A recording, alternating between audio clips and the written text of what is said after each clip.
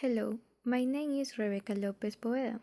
My theme is Osimertinib as first-line treatment in EGFR mutated non-small cell lung cancer. Definition: genetic analysis is now routine in metastatic non-small cell lung cancer to identify somatic sensitizing mutation in EGFR typically and exon deletion. Patients with these genotypes are treated with first or second generation epidermal growth factor receptor tyrosine kinase inhibitors, preferentially over chemotherapy owing to their marked superiority in tumor response, progression-free survival, and quality of life. Such molecular selection has seen median overall survival increase among patients with such genetic variants from a median of 7-9 months in.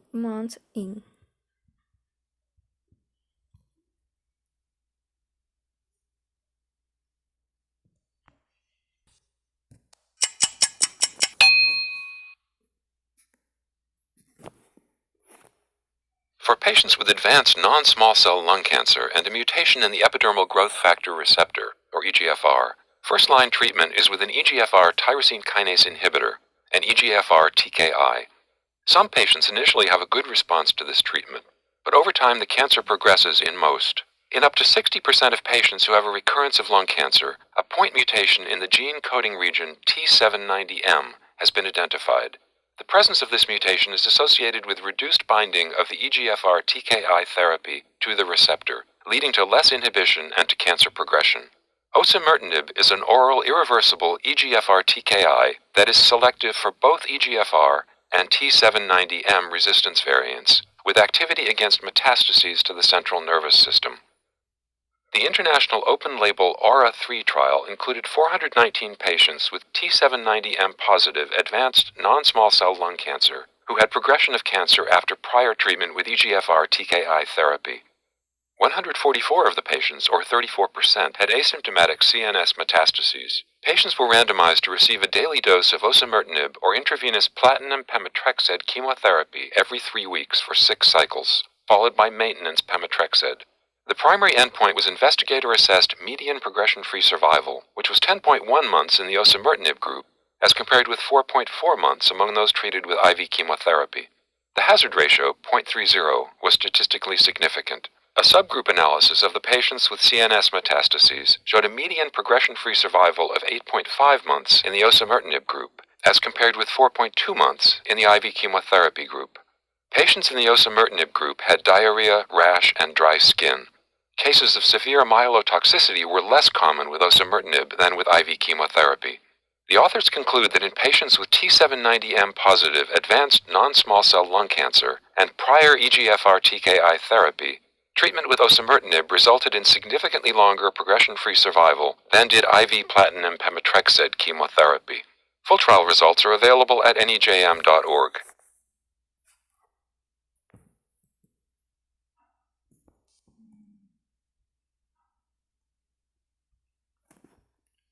However, despite rapid and durable responses, a carried resistance is inevitable and occurs through a number of well-characterized biologic mechanics. Of most concern is the change of central nervous system (CNS) relaxes due to poor drug penetration and acquisition of the somatic EGFR T790M gatekeeper mutation. This variant mediates resistance by increasing the affinity of the ATP binding site of the receptor for ATP, thus preventing binding of the inhibitor. The gatekeeper variant is identified in approximately 60% of treated patients, usually on the same trisomy as the original sensitizing mutation. The T790M mutation is more common with the X genotype than with the genotype, although it is also rarely identified as a germline or somatic mutation de novo.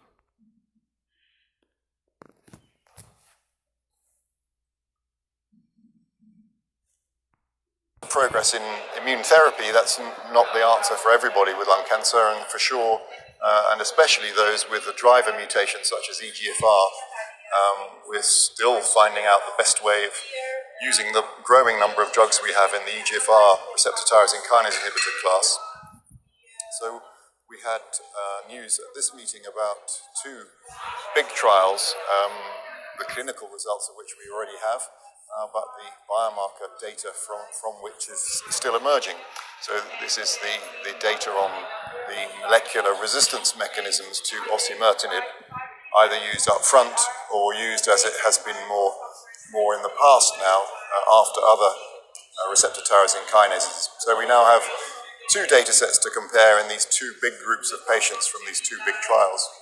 And there are some differences, and this is not just stamp collecting, this is going to inform how we use drugs in the same way that studying the resistance to the first generation drugs allowed us to develop and establish how best to use osimertinib, the third generation drug. So now we're moving on to the next wave of unanswered question, which is what do we do after resistance to this newer drug? And it turns out that particularly in patients who are using osimertinib first line, which is increasingly the standard of care, do have quite different resistance mechanisms in some cases to what we're used to seeing post-osimertinib, post other drugs. So, for example, those patients tend to have resistance mechanisms which are less related to epidermal growth factor receptor sequence, and that's probably because these patients are developing resistance mechanisms unrelated to EGFR signaling. So, for example, although we see MET amplification in both groups, progressing after osimertinib first line, we start to see much higher rates, for example, of PI3 kinase mutation, of HER2 amplification, and that's probably going to inform how we treat these patients in the future. So increasingly more subtle diagnostics will be required, and of course access to these drugs targeting these resistance mechanisms is also important. Once more, this is a blood-based diagnostic, and that has its own implications.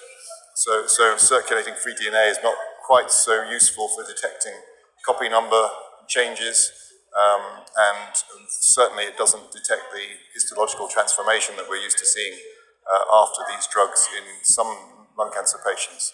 So we have to bear that in mind. Again, circulating free DNA is very accessible and very useful as a biomarker, but in this context, it doesn't give all of the story.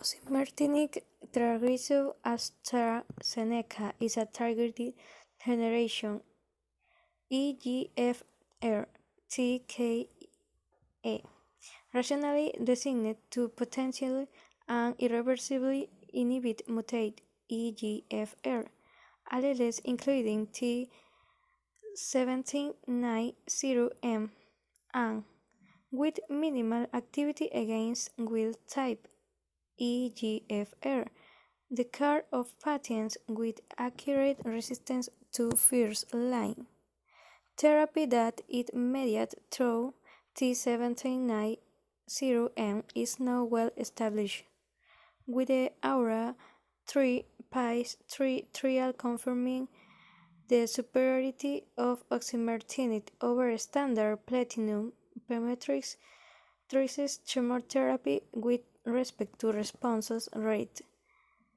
71% versus 31%, progression-free survival, and quality of life for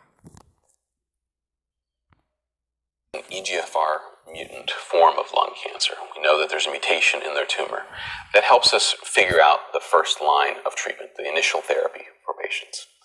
Now, some of the initial work identifying drugs for patients with EGFR mutant lung cancer focused on patients who had had multiple prior therapies.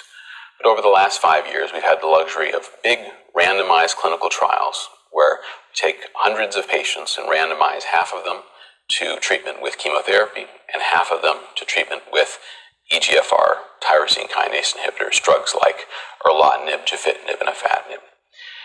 When we look at those trial results, we see a really remarkable improvements in the chance of tumor shrinking, so that it's much more likely that with these oral treatments for lung cancer like erlotinib, gefitinib, and afatinib, that the tumors will shrink, much more likely than with chemotherapy.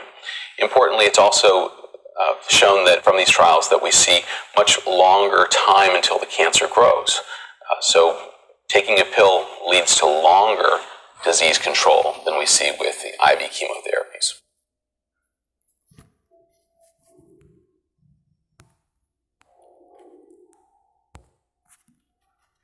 Moreover, in preclinical models, the CNS penetration of osimertinib is superior to that of afatinib or gefitinib, with our 3 subgroup analysis confirming superior CNS responses and intracranial progression-free survival over chemotherapy, including in patients with lectomeningeal involvement. Alongside a neuroprotective effect, as a result, osimertinib has been rapidly adopted as the standard of care for T790M mediated Efgr.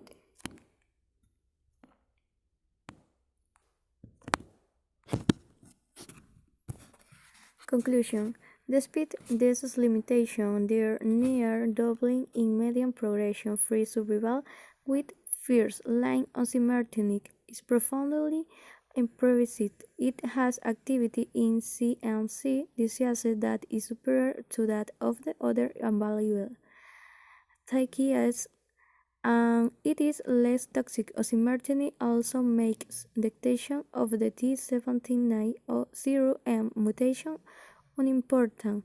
We cannot robustly predict in which patients T790M mediated acquired resistance to first or second generation will develop. Moreover, T790M is relevant to the 14% of patients who have disease progression via other mechanics.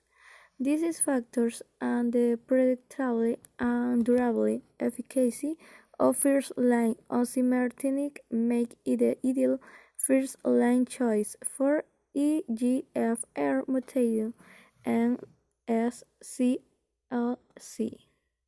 Thank you.